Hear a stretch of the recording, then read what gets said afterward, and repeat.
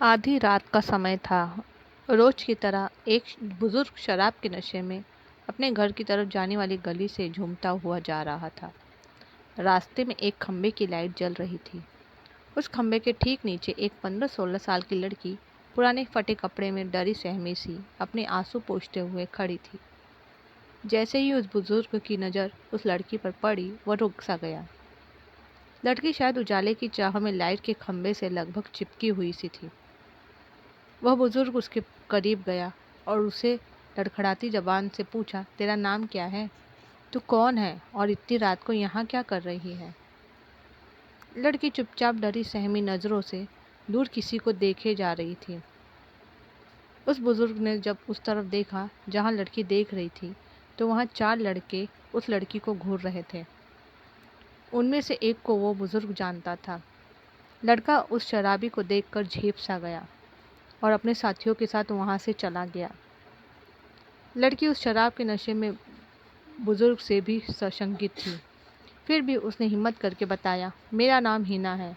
मैं अनाथ आश्रम से भाग आई हूँ। वो लोग मुझे आज रात के लिए कहीं भेजने वाले थे। दबी जुबान से बड़ी मुश्किल से वो कह पाई। बुजुर्ग बोला, क्या बात करती है? तू अब कहाँ जाएगी?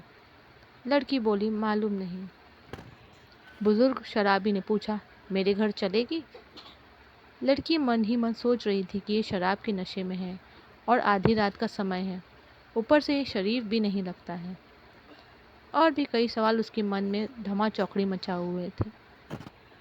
बुजुर्ग कहता है, अब आखिरी बार पूछता हूँ, मेरे घर चलोगी हमेशा के लिए?